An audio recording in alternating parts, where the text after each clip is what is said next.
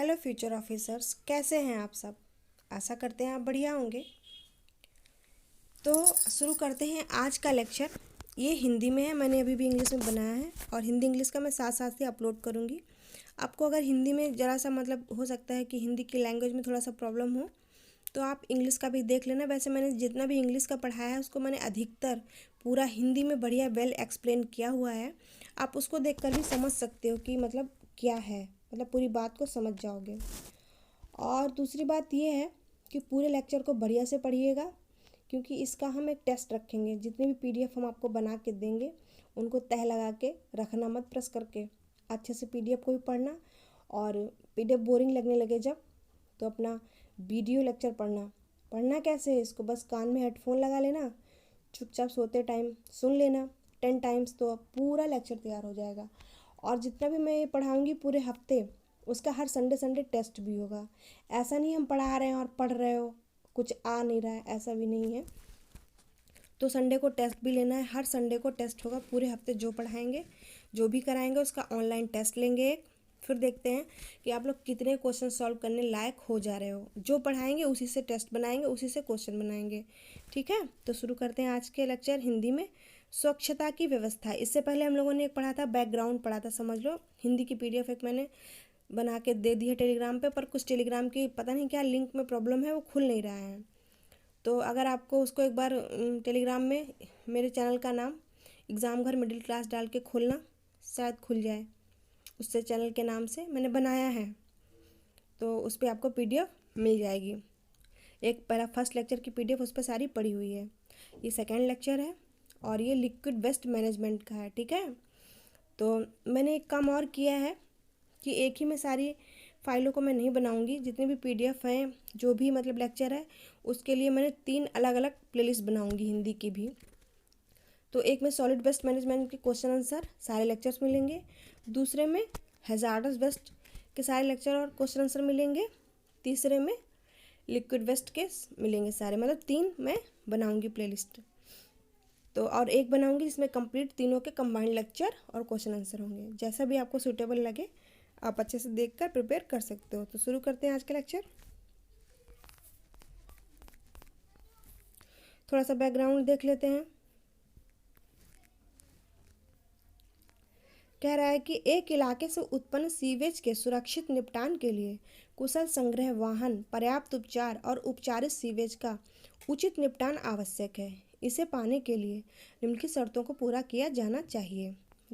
किसी भैया इलाके में सीवेज है, उसको सुरक्षित निपटान भी होना चाहिए और उसको सही तरीके से इकट्ठा करके सही जगह सही तरीके से ले जाना चाहिए, और फिर उसको सही तरीके से ट्रीटमेंट करने के बाद में उचित निपटान उसे सही जगह पे छोड़ना भी चाहिए। और इसको करने के लिए हम लोगों को कुछ शर्तें पता होनी चाहिए। ऐसा कैसे कर सकते हैं, क्या चीज़ों को ध्यान रखकर किया जा सकता है ऐसा। तो कह रहा है सीवेज पानी के स्रोत, पीने के पानी के स्रोत, सीवेज पीने के पानी के स्रोत या तो सतह या भूजल को प्रदूषित नहीं करना चाहिए। सीवेज ऐसी जगह नहीं कलेक्ट करना चाहिए जहाँ पे क्या हो, भूजल ग्राउंड वाटर या फिर कुछ पीने का पानी वहाँ पे निकलता हो। ठीक है, या जल निकाय जिनका उपयोग स्नान या मनोरंजन के लिए किया जाता है, या फिर ऐसी वाटर बॉडीज के भी पास में नहीं होना चाहिए जहाँ पे लोग नहाते हैं और या फिर नहाने के लिए जाते हैं। दूसरी बात है, परिवहन के दौरान अनुपचारित सीवेज को उजागर नहीं किया जाना चाहिए। जब सीवर को एक जगह से दूसरी जगह ले जाया जाता है तो क्या करना, सीवेज को हमें क्या करना चाहिए, खुला नहीं ले जाना चाहिए। मानव या जानवरों तक पहुँच और भद्दा रूप या गंध उपद्रव ना हो। कि कह रहा है कि अब जैसे नालियाँ ऐसी होनी चाहिए, ढकी हुई नालियों से सीवेज जाना चाहिए। खुली नालियाँ रहेंगी तो मक्खियाँ भिन भिनाएंगी, और आदमियों के लिए और हम लोगों के लिए और जानवरों के लिए क्या होता है ना, बहुत ज़्यादा प्रॉब्लम क्रिएट होगी, गंदी बदबू भी आएगी। ठीक, और मक्खियाँ वहाँ पे बहुत ज़्यादा मक्खी मच्छर इकट्ठा होने लगेंगे, तो ऐसा भी नहीं होना चाहिए, ये ध्यान रखना चाहिए। यह सार्वजनिक स्वास्थ्य को नुकसान नहीं पहुंचाना चाहिए। ऐसा भी सीवेज को इस तरीके से सारे पाइप लगाने चाहिए कि सीवेज कहीं पे खुला ना रहे, जिससे सार्वजनिक स्वास्थ्य लोगों के स्वास्थ्य को नुकसान ना पहुंचाए और पर्यावरण पर कोई भी प्रतिकूल प्रभाव ना डले। अगला चलते हैं। संग्रह प्रणाली व्यक्तिगत घरों से उत्पन्न सीवेज के संग्रह के लिए और इसे एक सामान्य बिंदु पर ले जाने के लिए है जहां इसे निपटान से पहले ज़रूरतों के अनुसार इलाज किया जा सकता है। मतलब कह रहा है कि घरों से कलेक्ट किया सीवेज को, फिर एक सामान्य बिंदु पर ले गया जहाँ पे इकट्ठा किया गया और इसे निपटान के पहले, मतलब इसको डिस्पोज करने से पहले क्या करते हैं, इसका ट्रीटमेंट किया जाता है सीवेज का, ठीक है। फिर उसके बाद में ही इसको डिस्पोज किया जाता है। फिर कह रहा है पुराने दिनों में पानी की अलमारी से उत्पन्न कचरे को, कह रहा है पुराने दिनों में जो पानी से जो कचरा होता, सीवेज निकलता था, उसको संरक्षण विधियों द्वारा एकत्र किया जाता था, इकट्ठा किया जाता है एक जगह पे पहले, और फिर क्या किया जाता था, तरल कचरे को खुले नाले के माध्यम से अंत में प्राकृतिक नालियों में ले जाया जाता था। पहले क्या करते थे कि जो भी सीवेज होता था उसे क्या करते थे, घरों के भाई अगल बगल नालियाँ बनती थी ना, पहले बहुत दिनों तक बनती रही हैं, तो खुली नालियों से ही सारा सीवेज जाता घर के बगल। अभी भी कहीं कहीं गांव में नहीं खुली नालियाँ बनी हुई हैं ना, मतलब घरों के बगल बगल रोड के किनारे किनारे नालियाँ बनी रहती हैं खुली खुली सी, उसमें क्या करते हैं सीवेज को निकलता रहता है और फिर उसको डायरेक्ट क्या करते हैं, कहीं अगल बगल नदी है, कोई नाला है, तालाब है, वहाँ जाके छोड़ देते थे। ये होता था। और फिर क्या होता था, जो मलमूत्र होता था गाड़ियों के माध्यम से ले जाया जाता था, इसलिए यह निपटान स्थल तक परिवहन के लिए स्वास्थ्यकर तरीका नहीं था। अभी भाई एक जगह सीवेज इकट्ठा किया जाता था, तो फिर खुले में जब ये सब ले करा जाता था तो क्या होता था, इससे ये स्वास्थ्य के लिए अच्छा नहीं था। अब क्या किया गया है, अब सीवेज का संग्रह और परिवहन वाटर कैरी सिस्टम में किया जाता है। अब जितना भी आप नाली नदी, मतलब अब जितने भी नालियाँ बनाई जाती हैं सीवेज सिस्टम को फॉलो करते हुए सीवर बनाए जाते हैं, जहां इसे माध्यम के रूप में पानी का उपयोग करके बंद नाली में ले जाया जाता है। अब क्या करा जाता है, इसे बंद नालियों में जब सीवेज जाता है और पानी ज़्यादा डाला जाता है, जिससे सीवेज आराम से पाइप बाय पाइप अपनी जगह इसको जहाँ पहुँचना है पहुँच जाए। सीवरेज सिस्टम के प्रकार, अब कितने तरीके का होता है सीवरेज सिस्टम। सीवरेज प्रणाली इनकी 3 प्रकार की हो सकती है। एक तो संयुक्त प्रणाली, इसमें क्या है, घरेलू सीवेज के साथ संयुक्त प्रणाली में तूफान से उत्पन्न अपवाह सीवरेज प्रणाली के एक ही नाली के माध्यम से किया जाता है। इसका मतलब है कि जो घरों से सीवेज निकलता है उसको, और जो बारिश का पानी होता है छत पे गिरता है, आंगन में गिरता है, इसको एक ही नाली, मतलब एक ही पाइप से निकाला जाता है, ठीक है। भारत जैसे देशों में जहाँ वास्तविक बारिश के दिन बहुत कम है, मतलब भारत में बारिश कुछ ही दिन रहती है, इस प्रणाली को शुष्क मौसम के दौरान सीवरों में स्वयं सफाई वेग बनाए रखने की समस्या का सामना करना पड़ेगा। मतलब यहाँ पे भाई बारिश का टाइम तो कम रहता है, इससे क्या होगा कि जो पहले भाई बारिश का पानी इधर से जाके सीवर में जाएगा, सीवर में तो सीवर साफ़ होता है, सीवेज बहता रहता है सीवेज, और तो क्या होता है सीवर साफ़ रहता है। लेकिन यहाँ पे पानी की बारिश कम होती है, तो सीवेज कभी कभी जब गर्मी के मौसम में साफ़ नहीं हो पाता है, ये प्रॉब्लम हो जाती है। क्योंकि सीवेज डिस्चार्ज तूफान के पानी को शामिल करने के बाद, यानी बारिश के पानी को शामिल करने के बाद डिज़ाइन डिस्चार्ज की तुलना में बहुत कम हो सकता है। आगे चलते हैं। अलग प्रणाली में अब ये सेपरेट सिस्टम है। इसको देखो भैया, ये जो पहले संयुक्त प्रणाली है कंबाइंड, इसको कहते हैं कंबाइंड सिस्टम, ठीक है, इंग्लिश में इसको बोलेंगे कंबाइंड सिस्टम। और अलग प्रणाली जो लिखा हुआ है, अलग प्रणाली में क्या है, सेपरेट सिस्टम, इसको इंग्लिश में बोलते हैं सेपरेट सिस्टम, ठीक। तो जहाँ पे हिंदी में थोड़ी प्रॉब्लम हो रही है ना आपको, तो उसको मैं इंग्लिश में भी बोल दूँगी। ये क्या है हमारा सेपरेट सिस्टम। सेपरेट सिस्टम में क्या होता है, अलग नाली का उपयोग किया जाता है, एक से में सीवेज ले जाने वाला और दूसरे में बारिश का पानी ले जाने वाला, ठीक। एकत्र किए गए तूफान के पानी यानी बारिश के पानी को सीधे जल निकाय में छोड़ा जा सकता है। जो बारिश का पानी है उसको सीधे ही वाटर बॉडीज़ में छोड़ दिया जाता है, क्योंकि अपवाह सीवेज जितना गंदा नहीं होता, क्योंकि ये पानी बारिश का होता है इसलिए बहुत गंदा तो होता नहीं है, इसलिए सीवेज की जितना गंदा नहीं होता, इसको डायरेक्ट ट्रीटमेंट की ज़रूरत नहीं पड़ती है और आमतौर पर कोई उपचार निदान नहीं किया जाता है। जबकि शहर से एकत्र किए गए सीवेज को जल निकाय में छोड़ने या वांछित मानकों को पूरा करने के लिए सिंचाई के लिए उपयोग करने से पहले पर्याप्त रूप से उपचारित किया जाता है। बड़े शहरों के लिए अलग व्यवस्था फ़ायदेमंद और किफ़ायती है। मतलब जो ऐसे सेपरेट सिस्टम कहाँ के लिए सही है, बड़े बड़े सिटी के लिए सही है। आगे चलते हैं। कह रहा है अब आंशिक रूप से अलग प्रणाली। देखो भैया, एक कंबाइंड सिस्टम हो गया, दूसरा सेपरेट सिस्टम हो गया, तीसरा है आंशिक रूप से अलग प्रणाली, नहीं पार्शली सेपरेट सिस्टम, ठीक। इसको क्या, अब देखते हैं इसमें क्या है। आंशिक रूप से अलग प्रणाली। इस प्रणाली में विशेष रूप से इमारतों की छतों और पक्के आंगनों से एकत्र किए गए, तूफान का पानी नहीं, बारिश का पानी बोल लेते हैं, ज़्यादा अच्छा लगेगा। तो बारिश का पानी जो होता है घरों और संस्थानों आदि से सीवेज के साथ एक ही नाले में प्रवेश किया जाता है। मतलब ये कह रहा है इसमें क्या होता है कि भाई आंशिक रूप से अलग प्रणाली में पार्शली सेपरेट प्रणाली क्या है, वैसे पार्शली सेपरेट सिस्टम। इसमें क्या करते हैं, जो बारिश का पानी होता है छत और पक्के आंगन से जो बहता है उसको क्या कहते हैं, घरों और संस्थान, जो सीवर होता है, सीवेज होता है, उसके साथ एक ही नाले में बहा दिया जाता है। अन्य स्थानों से जो पानी निकलता है उसको क्या क्या एकत्र किया जाता है, ठीक है, जो उसके लिए अलग नाली बनाई जाती है, मतलब ढकी हुई एक अलग नाली होती है। केवल छत और पक्के आंगन, यानी छत का और पक्के आंगन का जो पानी होता है उसको सीवेज के साथ बहा देते हैं, और जो बाकी पानी होता है बारिश का उसको क्या करते हैं, एक अलग नाली में बहाते हैं। ठीक, अब कह रहे संयुक्त प्रणाली के फ़ायदे और नुकसान, जो कंबाइंड सिस्टम है उसके फ़ायदे और नुकसान क्या हैं। तो लाभ क्या है, जिस क्षेत्र में वर्ष भर वर्षा होती है वहाँ सीवरों की फ्लशिंग की आवश्यकता नहीं होती है।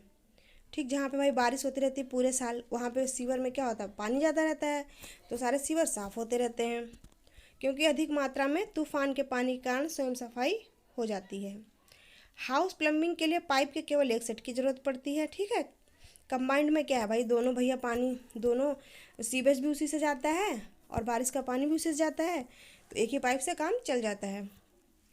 फिर क्या कह रहा है, भीड़ भाड़ वाले क्षेत्रों में दो पाइपों के बजाय केवल एक पाइप बिछाना आसान होता है, और जैसा कि अन्य प्रणालियों में आवश्यक होता है, मतलब जहाँ पे कंजेस्टेड एरिया है वहाँ पे एक पाइप से काम चला जा सकता है। अब इसका नुकसान क्या है, एक वर्ष से कम वर्षा वाले क्षेत्रों के लिए उपयुक्त नहीं है, क्योंकि शुष्क मौसम प्रवाह छोटा होगा, जिसके कारण सीवरों में स्वयं सफाई वेग विकसित नहीं हो सकता है। ठीक है, जिसके परिणाम स्वरूप गाद इकट्ठा हो जाती है। अब अगला है, निपटान से पहले सीवेज उपचार संयंत्र में बड़े प्रवाह को उपचारित करने की आवश्यकता होती है, जिसके कारण उपचार संयंत्र की उच्च पूंजी और परिचालन लागत अधिक हो जाती है। मतलब कह रहा है भाई पानी जब उसमें बारिश का पानी ज़्यादा मिल नहीं पाता है तो सीवेज को ट्रीटमेंट करने के लिए ज़्यादा पानी की आवश्यकता, बड़े ट्रीटमेंट प्लांट की ज़रूरत पड़ती है। जब पंपिंग की आवश्यकता होती है तो यह प्रणाली अलाभकारी है। जब पंपिंग स्टेशन लगाई जाती है, आगे भी पढ़ोगे ना तो उसमें पता चलेगा पंपिंग स्टेशन, तो उसमें क्या होता है, प्रणाली अच्छी नहीं है। फिर क्या कह रहा है, बारिश के दौरान सीवर ओवरफ्लो होने से सार्वजनिक स्वच्छता खराब होगी। बारिश के दौरान क्या होता है भैया, अब बिना बारिश के तो ठीक है भैया, सीवर कहीं अच्छे से फ्लश ही नहीं हो पा रहा है, लेकिन बारिश में क्या होता है, ओवरफ्लो। इसलिए तो देखते हो कभी कभी सिटी में क्या है ना, सीवर ओवरफ्लो करने लगते हैं, क्योंकि वहाँ पानी पहले से कम होता है, फिर अचानक से बहुत ज़्यादा पानी बरस जाता है, तो जो सीवेज वहाँ पे इकट्ठा रहता है वो बाहर सारा आ जाता है। ठीक, तो अब देख लेते हैं जो सेपरेट अलग प्रणाली के फ़ायदे नुकसान, कंबाइंड के तो देख लिए, अलग प्रणाली के फ़ायदे नुकसान क्या है, यानी कि सेपरेट सिस्टम के फ़ायदे नुकसान क्या हैं। कह रहा है कि इसके लाभ क्या हैं, चूँकि सीवेज अलग पाइप में बहता है इसीलिए सीवेज ट्रीटमेंट में ट्रीट की जाने वाली मात्रा संयंत्र छोटा होता है, जिसके परिणाम स्वरूप उपचार की बचत होती है। ये तो देखो जहाँ हिंदी समझ में आ रही है वहाँ पे हम एक्सप्लेन नहीं करेंगे, जहाँ नहीं आएगा वहाँ ज़रूर करेंगे। ठीक है, यह प्रणाली कम खर्चीली हो सकती है, क्योंकि केवल सैनिटरी सीवेज को बंद नाली में ले जाया जाता है और खुले नालों के माध्यम से बारिश के पानी को एकत्र किया जा सकता है। जब निपटान के दौरान पंपिंग की आवश्यकता होती है तो कम प्रवाह के कारण यह प्रणाली किफ़ायती होती है। अब इसके नुकसान क्या हैं, सीवरों में कुछ स्थानों पर स्वयं सफाई वेग विकसित नहीं हो सकता है और इसलिए सीवरों की फ्लशिंग की आवश्यकता हो सकती है। आगे चलते हैं।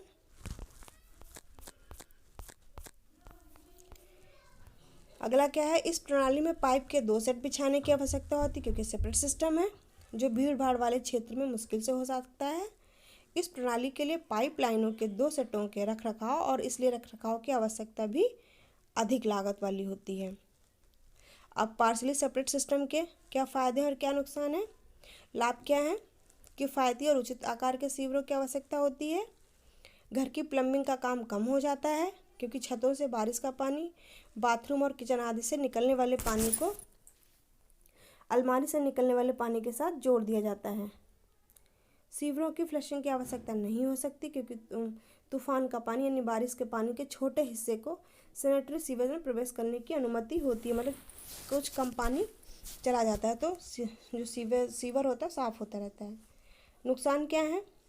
उपचार संयंत्रों में अलग प्रणाली की तुलना में पंपिंग की लागत में वृद्धि और मध्यवर्ती पंपिंग स्टेशन जहां भी हो आवश्यक हो। शुष्क मौसम में सीवरों में स्वयं सफाई की गति विकसित नहीं हो पाती है, यानी गर्मी के मौसम में खुद साफ नहीं हो पाते हैं। प्रणाली के प्रकार के लिए विचार। अब भैया हमें कौन सा सिस्टम लगाना है, सेपरेट लगाना है, कंबाइंड लगाना है कि पार्शली सेपरेट सिस्टम लगाना है? सीवेज का निपटान के लिए कौन से सीवर लगाएंगे, तो हमको ये पता करने के लिए कुछ चीज़ों को ध्यान में रखना पड़ता है। तो देख लेते क्या क्या ध्यान में रखना पड़ेगा। संग्रह प्रणाली के प्रकार को अंतिम रूप देने से पहले निम्नलिखित बिंदुओं पर विचार किया जाता है। अलग प्रणाली में 2 सेट नाली बिछाने की आवश्यकता होती है, जबकि संयुक्त प्रणाली में केवल एक बड़े आकार के नाली की आवश्यकता होती है। कह रहा है भैया ये एरिया पर डिपेंड करेगा, एरिया बहुत बड़ा कंजस्टेड नहीं है तो हम लोग को सेपरेट सिस्टम बनाना चाहिए, और अगर कंजस्टेड एरिया है तो एक क्या बोलते हैं कंबाइंड सिस्टम बनाना चाहिए। भीड़ भाड़ वाली गलियों में 2 अलग अलग नाली बनाना मुश्किल हो सकता है। संयुक्त प्रणाली में गैर मानसून मौसम के दौरान सीवर गाद के लिए उत्तरदायी होते हैं। अब जो शहरों में बहुत खच्चर पचर वाले एरिया नहीं होते जहाँ ज़्यादा जनसंख्या होती है, तो देखते होंगे आप लोग कि वहाँ पे कभी कभी बारिश में सीवर उफना चलता है, पानी का गंदा पानी निकलने लगता है बाहर। तो क्या होता है इसमें, मानसून मतलब बारिश कम हुई होती है, सीवेज अंदर जब जमा होता रहता है और जैसे अचानक से ढेर सारी बारिश होती है सारा बाहर आ जाता है। फिर क्या है अगली बात, इसलिए उन्हें तेज़ ढाल पर रखना आवश्यक है। सीवर के लिए तेज़ ढाल की आवश्यकता हो सकती है। सीवेज मतलब ढाल वाली जगह पे होनी चाहिए। अधिक संख्या में पंपिंग स्टेशन होना चाहिए, विशेष रूप से समतल भूभाग के लिए, जो सिस्टम को महंगा बना देता है। ठीक, आगे चलते हैं। संयुक्त के मामले में, कंबाइंड के मामले में जो कंबाइंड सीवर लगाते हैं, बड़ी मात्रा में अपशिष्ट जल का उपचार करने की आवश्यकता होती है, इसलिए बड़ी क्षमता वाले ट्रीटमेंट प्लांट की ज़रूरत होती है। अलग प्रणाली में केवल सीवेज को प्राकृतिक जल निकाय में छोड़ने या सिंचाई के लिए उपयोग करने से पहले उपचारित किया जाता है। बारिश के पानी को प्राकृतिक जलाशय में छोड़े जाने से पहले एकत्र किए गए पानी का आमतौर पर कोई उपचार नहीं किया जाता है। पृथक प्रणाली मतलब जो सेपरेट प्रणाली है, सेपरेट सिस्टम, केवल सीवेज के लिए पंपिंग की आवश्यकता होती है। तूफानी पानी यानी कि बारिश के लाइनों के लिए पंपिंग से बचा जा सकता है क्योंकि ये बहुत गहरे नहीं होते और समान रूप से प्राकृतिक ढलानों के साथ रखे जाते हैं। ये हमारे हो गए 3 तरीके के सिस्टम। उनका लाभ और हानि क्या है, उनको लगाने के लिए क्या सोचना चाहिए, ये भी हो गया। और मैं इसलिए एक लाइन पढ़ा रही हूँ ना इस चैप्टर का, मतलब जो भी सिलेबस का एक लाइन इसलिए पढ़ा रही हूँ कि क्वेश्चन भैया ऑब्जेक्टिव कहीं से भी बनेगा और पेपर तो भाई करके आना है इस बार। अब अगला चलते हैं हम लोग, देखते हैं क्या है। अभी थोड़ा सा ये देख लेते हैं। अब जो संयुक्त प्रणाली होती है कंबाइंड सिस्टम में, उच्च क्षमता वाले पंपिंग स्टेशन को उस प्रवाह को सुरक्षित रूप से संभालने की आवश्यकता होती है जो कि उच्चतम डिज़ाइन तूफान के दौरान उत्पन्न होने की संभावना है। साइट की स्थितियों के आधार पर सिस्टम की अर्थव्यवस्था का मूल्यांकन करने की आवश्यकता है और चयन के अनुसार बनाया गया है। मतलब पहले देखना पड़ेगा कि जहाँ लगाना है हमें सिस्टम सीवर का, वो कैसा एरिया है, कंजस्टेड है कि बड़ा है, कैसा, ये सोच समझ के सीवर लगाने पड़ते हैं। अब देखते हैं सीवर का पैटर्न कितने टाइप के होते हैं। सीवरों के नेटवर्क में घरेलू सीवर होते हैं जो सीवेज को पासआउट में छोड़ते हैं, लेटरल सीवेज को शाखा सीवरों या सब मेंस में डिस्चार्ज करते हैं, सब मेंस इसे मुख्य सीवर या ट्रंक सीवर में डिस्चार्ज करते हैं। ठीक, अभी ये मैं अभी पिक्चर में आपको समझा दूंगी। ठीक है, ये पिक्चर में समझा दे रहे हैं अभी क्या है, ये आप लोग थोड़ा पढ़ लेना।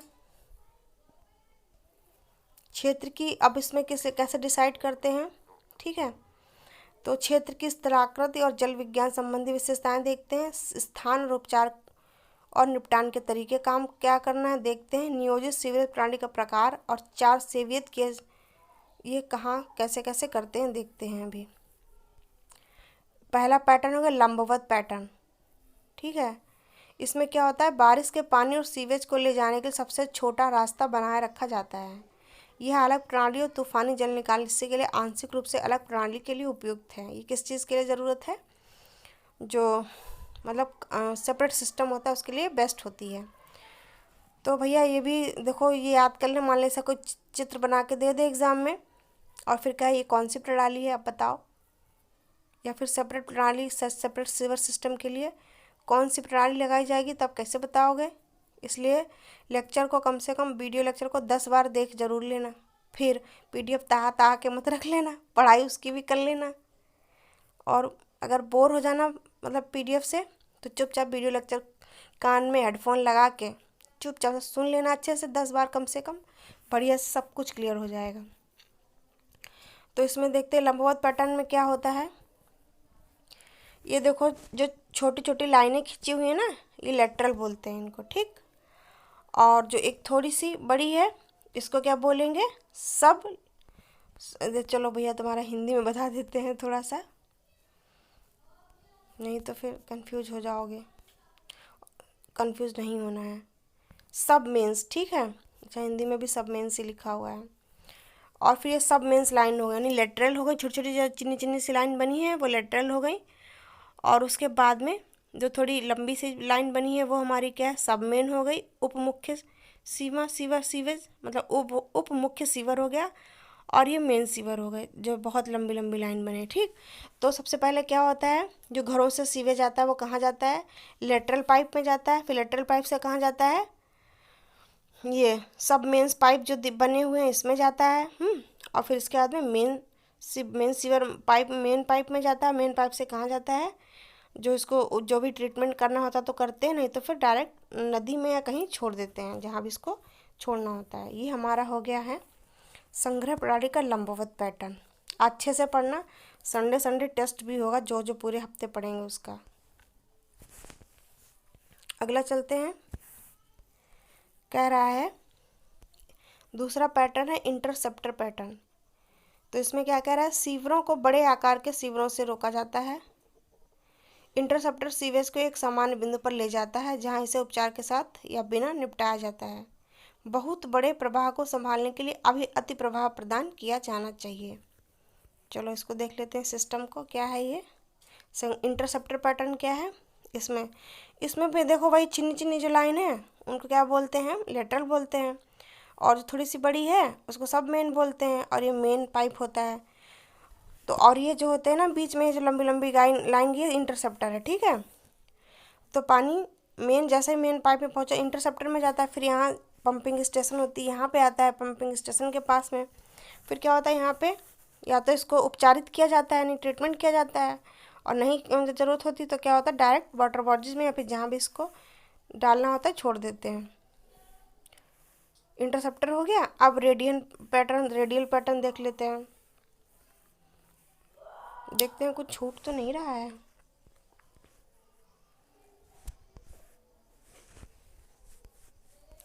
तीसरा पैटर्न है रेडियल पैटर्न। इसमें क्या होता है, यह भूमि निपटान के लिए अच्छा है। इस पैटर्न में सीवर केंद्र से बाहर की ओर रेडियल बिछाए जाते हैं, इसलिए इस पैटर्न को कहा जाता है रेडियल पैटर्न। इस पैटर्न में कमी यह है कि अधिक संख्या में निपटान कार्यों की आवश्यकता होती है।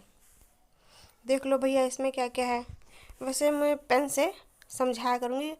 एक मैं भी मतलब आप जब लेक्चर बनाएंगे तो उसमें जो बीच बीच में चीज़ें समझ में नहीं आती, पिक्चर है कोई, या न्यूमेरिकल भी तो पढ़ाना है, न्यूमेरिकल होंगे, फार्मूले होंगे, उनको मैं ऐसे वीडियो बनाऊँ कि मैं लिख लिख के बनाऊँ। मैं बहुत चीज़ें समझाना चाहती हूँ भी और अच्छे से, तो वो भी करके देख लेते हैं। फिलहाल अभी तो ये चीज़ है, आगे बढ़ते हैं। चौथा हमारा है फैन पैटर्न। यह पैटर्न नदी जैसे प्राकृतिक जल निकाय के एक तरफ स्थिर शहर के लिए उपयुक्त है। ये कहाँ अच्छे से लगाया जा सकता है, जहाँ नदी होती है अगल बगल में, वहाँ पे मतलब वाटर बॉडीज होनी चाहिए कोई। संपूर्ण सीवेज एक सामान्य बिंदु पर प्रवाहित होता है, जहाँ एक उपचार संयंत्र स्थित है। इस संख्या में अभिसारी मुख्य सीवरों और उप मुख्य मार्गों का उपयोग पंखे के आकार के रूप में किया जाता है, मतलब पंखे की तरह लगाया जाता है। इस पैटर्न में सिंगल ट्रीटमेंट प्लांट की आवश्यकता होती है। इस पैटर्न में दोष यह है कि उपचार के निकट बड़े व्यास के सीवर की आवश्यकता होती है। संयंत्र के रूप में पूरे सीवेज को एक सामान्य बिंदु पर एकत्र किया जाता है। इसके अलावा शहर के नए विकास के साथ मौजूदा उपचार संयंत्र पर भार पड़ता है। ठीक, तो देख लेते हैं। इसमें भी भाई हमारे चिन्नी मिन्नी लगे हुए हैं सब। तो जो सबसे छोटे छोटे छोटे लेटरल हैं, घरों से जो सीवेज निकलता है वो लेटरल पाइप में जाता है, लेटरल पाइप से कहाँ सब मेन पाइप में जाता है, सब मेन पाइप से मेन पाइप में आता है। ठीक है, और फिर इसको जो यूज़ करना होता है कर लेते हैं। मतलब इसको या तो इसका मतलब ट्रीटमेंट किया तो ट्रीटमेंट में यहाँ पे देखो प्लस बना हुआ है, यहाँ पे ट्रीटमेंट हो जाता है। नहीं अगर करना होता है तो डायरेक्ट वाटर बॉडीज़ में छोड़ दिया जाता है। अगला क्या है, जोन पैटर्न। अब ये पैटर्न क्या है, इस पैटर्न में अधिक संख्या में इंटरसेप्टर दिए जाते हैं। यह पैटर्न समतल क्षेत्रों की तुलना में ढलान वाले क्षेत्रों में ज़्यादा अच्छा होता है, लगाया जाता है। और पाइप जो लगे हुए हैं पीछे जो बताएं उसी टाइप का है, लेटरल है, सब मेन है, फिर मेन पाइप है, ऐसे करके लगा हुआ है। ठीक है, अब ये हमारा हो गया हिंदी का कंप्लीट लेक्चर नंबर 2। हिंदी का मैंने एक बना रखा है, दूसरा है। और देखो मैंने एक साथ तीनों चीज टॉपिक लेकर चल रही हूँ। ठीक है, मतलब सॉलिड वेस्ट मैनेजमेंट का भी है साथ में, उसके बाद में हैजार्डस वेस्ट मैनेजमेंट का भी लेक्चर लेंगे साथ में ही, और उसके साथ में लिक्विड मैनेजमेंट का भी, लिक्विड बेस्ड मैनेजमेंट का भी लेक्चर साथ में। मतलब मैं सारे लेक्चर्स को, मतलब जितने भी टॉपिक दिए हूँ सबको साथ, 3 टॉपिक हैं अलग अलग पढ़ना, उन्हीं के अंदर सब टॉपिक हैं। तो मतलब तीनों लेक्चर्स को या मैंने अलग से हिंदी में मैंने प्लेलिस्ट बनाना है, तो उसमें आप अलग अलग प्लेलिस्ट में खोलकर अपना लेक्चर क्वेश्चन आंसर जो भी मैं कराऊंगी ना, इंग्लिश और हिंदी में बराबर कराऊंगी, उनको डेली डेली देखते रहिए। और 3 महीने में सारा ये पेपर कवर कर लीजिए। और इसके साथ में फर्स्ट पेपर का भी मैंने खोज के रखा है कि क्या क्या आ सकता है, क्योंकि सब उसमें हिस्ट्री ज्योग्राफी बहुत ज़्यादा कुछ नहीं पढ़ना है भाई। उसमें जो फर्स्ट पेपर में जो आएगा ना वो आई थिंक इन्वायरमेंट से रिलेटेड ज़्यादा आएगा, करंट अफेयर भी आएगा, और जो पिछले इसके मतलब वो फंक्शन होते हैं, कन्वेंशंस होते रहते हैं, कब क्या हुआ, कौन सा एक्ट कब बना इन्वायरमेंट से रिलेटेड, ये सब ज़्यादा आएगा। तो मैं उसके हिसाब से उसको बना रही हूँ। मतलब ऐसे ही नहीं बस कुछ भी बनाने से कोई फ़ायदा नहीं है, इसलिए मैं उसको थोड़ा सा अलग से पेपर फर्स्ट को भी तैयार कर रही हूँ। मैं उसको भी वीडियो लेक्चर में जल्दी बनाऊँगी। Thank you.